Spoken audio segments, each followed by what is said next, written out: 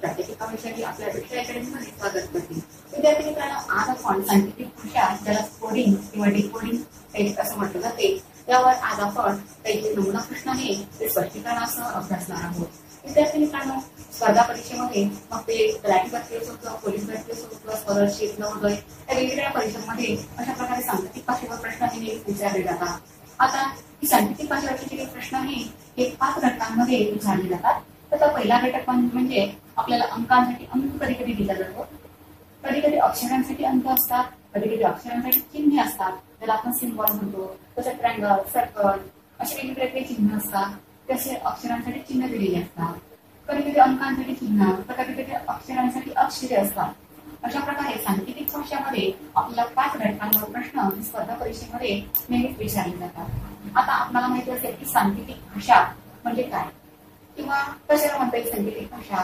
तर आपल्याला माहिती असेल विद्यार्थी मित्रांनो की आपल्याकडे जी काही महत्वाची माहिती असते ती माहिती दुसऱ्याच्या जर हाती पडली तर ती त्याला समजू नये किंवा आपल्याकडची जी काही माहिती आहे ती माहिती गुप्त राहावी. यासाठी अशा प्रकारे सांकेतिक भाषेचा वापर केला जातो. पोलीस खात्यामध्ये किंवा ज्याला म्हणता येईल सैन्यामध्ये वगैरे अशा प्रकारे सांकेतिक भाषेचा वापर हा अगदी आवर्जून केला जातो. किंवा आपण पाहतो की कधी कधी खेळताना लहान मुलं सुद्धा अशा प्रकारे सांकेतिक भाषा हे तयार करतात ज्याला आपण कोड लँग्वेज म्हणतो. तर यावर नेमके प्रश्न कसे विचारले जातात, त्याचं उत्तर कसं करायचं हे आता आपण आजच्या लेक्चर मधून अगदी स्पष्टीकरणासह अभ्यासणार आहोत. तर विद्यार्थी मित्रांनो, आजचा व्हिडिओ काळजीपूर्वक अभ्यासा. बघा, पहिला प्रश्न, जर AMP बरोबर 11,320 तर CDL बरोबर किती. आता बघा विद्यार्थी मित्रांनो, अशा प्रकारचे प्रश्न जर आपल्याला विचारले असतील परीक्षेमध्ये तर त्यासाठी आपल्याकडे जे अल्फाबेट आहे 26 अल्फाबेट आहे त्या अल्फाबेटला 1, 2, 3 असे नंबर देऊन आपल्याकडे तयार पाहिजे. म्हणजे असेंडिंग नंबर आणि डिसेंडिंग नंबर अशा प्रकारे नंबर देऊन जर आपल्याकडे जे अल्फाबेट आहे ते जर तयार असतील तर येणारा प्रश्न हा अगदी कमी वेळामध्ये अचूक त्याचं उत्तर काढू शकतो. बघा, आता आपल्याला AMP बरोबर 11,320 दिलेला आहे आणि CDL बरोबर किती असेल असा प्रश्न विचारलेला आहे. मग आपण जर त्याचं थोडं बारकाईने जर निरीक्षण केलं, थोडं बारकाईने जर आपण ऑब्झर्वेशन केलं तर आपल्याला लगेच लक्षात येईल. आपण या अल्फाबेटकडे आणि या नंबरकडे जर बारकाईने पाहिलं तर आपल्याला समजेल की हे जे अल्फाबेट आहे या अल्फाबेटमध्ये A जो नंबर आहे हा 1 नंबरवर आलेला आहे म्हणून त्याला 1 नंबर दिलेला आहे. त्यानंतर M हे जे अल्फाबेट आहे हे अल्फाबेट आलेला आहे बघा 13 नंबरवर आलेला आहे, त्याला 13 नंबर दिलेला आहे. त्यानंतर T हे जे अल्फाबेट आहे हे आलेलं आहे 20 नंबरवर, 20 नंबरवर आलेला आहे, हा आलेला आहे 20 नंबर. म्हणजे अशा प्रकारे AMP ला A ला 1, त्यानंतर M ला 13 आणि T ला 20 अशा प्रकारचे नंबर आलेले आहे. हा त्याचा कोड लँग्वेज झाला किंवा त्याची सांकेतिक भाषा झाली. तर याचवरून आपल्याला CDL ची किंमत काढायची आहे. हाच नियम करून आपल्याला CDL ची किंमत काढायची आहे. मग आता बघा, याप्रमाणे अल्फाबेट मध्ये आपल्याला शोधायचं आहे सी साठी आपल्याला पाहायचं आहे 3 नंबरवर सी आहे अल्फाबेट. त्यानंतर D 4 आणि N हा आलेला आहे 14 नंबरवर. म्हणजे अशा प्रकारे 3,414 आलेला आहे. म्हणजे CDL बरोबर 3,414. याचाच अर्थ AMP बरोबर 11,320 तर CDL बरोबर 3,414. अशा प्रकारे आपण त्या सांकेतिक भाषेचं उत्तर विद्यार्थी मित्रांनो काढू शकतो. त्यासाठी फक्त आपल्याला बारकाईचं निरीक्षण करायचं आहे. जेवढं बारकाईने निरीक्षण कराल तेवढं तुमचं उत्तर हे अचूक येईल. त्यानंतर अशा प्रकारे आपण वेगवेगळ्या टाईपमध्ये सांकेतिक भाषेवरचे प्रश्न अभ्यासणार आहे. आता पुढच्या टाईप मध्ये हा जो प्रश्न पाहिला विद्यार्थी मित्रांनो हा आपण टाईप 1 मध्ये पाहिलेला आहे. तर विद्यार्थी मित्रांनो, या प्रश्नाचं उत्तर कसं काढलं ते तुम्हाला नक्कीच समजलं असेल. आता टाईप 2 मध्ये कशा प्रकारचा प्रश्न विचारला जातो ते आता आपण अभ्यासणार आहोत. विद्यार्थी मित्रांनो, टाईप 2 मध्ये अशा प्रकारचा प्रश्न विचारला जातो. बघा, एका सांकेतिक भाषेत टेबल म्हणजे 5908, ग्रँड म्हणजे 73394 तर GENTLE जेंटल याला आपल्याला आता नंबर शोधायचा आहे. आता बघा विद्यार्थी मित्रांनो, आपल्याला या अल्फाबेटसाठी नंबर दिलेले आहे. मी तुम्हाला आधी सांगितलं की सांकेतिक भाषा या टॉपिक मध्ये 5 प्रकारचे जे घटक आहे त्यावर प्रश्न विचारले जातात. तर हा जो घटक आहे या घटकामध्ये अल्फाबेटसाठी नंबर दिलेले आहे आणि ऑलरेडी नंबर दिलेले आहे, त्यामध्ये आपल्याला काही शोधायची गरज नाही.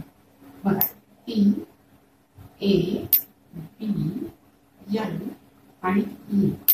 आणि टी साठी दिलेलं आहे 5, ए साठी दिलेलं आहे 9, बी साठी दिलेलं आहे 0, एल साठी 1, ई साठी 2. त्यानंतर brand G R A N T. G साठी दिलेलं आहे 7, नंतर R साठी 3, परत A साठी 3, N साठी 9 आणि T साठी 4. तर यावरून आपल्याला या अक्षरांसाठी, या अल्फाबेटसाठी नंबर शोधायचे आहे. G E N T L आणि E. आता बघा, आपल्याला G साठी दिलेलं आहे 7, ई साठी दिलेला आहे 2, एन साठी दिलेला आहे 9, टी साठी दिलेला आहे 5, एल साठी दिलेला आहे 1, ई साठी दिलेला आहे 2.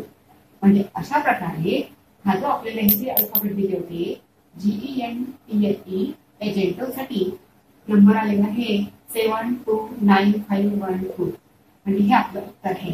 तर विद्यार्थी मित्रांनो, अशा प्रकारचे प्रश्न सांकेतिक भाषेमध्ये विचारले जातात, ते आपण ऑब्झर्व करून त्याचे उत्तर आपल्याला काढता येतात.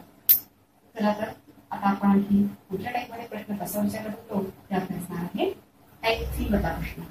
तर सांकेतिक भाषेमध्ये टाईप 3 मध्ये प्रश्न विचारलेला आहे. जर MTEL बरोबर 50 तर YZLE बरोबर किती? तर बघा, प्रत्येक प्रश्न सोडवत असताना आपल्याला काही निरीक्षण करायचं आहे. आता जर MTEL, MTE आणि L, आता आपल्यासमोर अल्फाबेट आहे. त्या अल्फाबेटला आपण 1 to 26 पर्यंत नंबर दिलेले आहे. त्या अल्फाबेटमध्ये M आहे 13 नंबरवर, त्यानंतर T आहे 20 नंबरवर, त्यानंतर E आहे 5 नंबरवर, L आहे 12 नंबरवर. तसा 13 अधिक 30 अधिक 5 अधिक 12 जर केलं तर त्याची बेरीज येते 50. मग याचप्रमाणे हाच नियम लावून आपल्याला YZNT काढायचा आहे. तर Y, Z, N आणि T. आता अल्फाबेटमध्ये Y आहे हा 25, Z आहे 26, N 14 आणि T आहे 16. आता याची जर आपण बेरीज केली विद्यार्थी मित्रांनो, 25 अधिक 26 अधिक 14 अधिक 16 तर ते येते 81, 81. म्हणजेच YZNT बरोबर 81.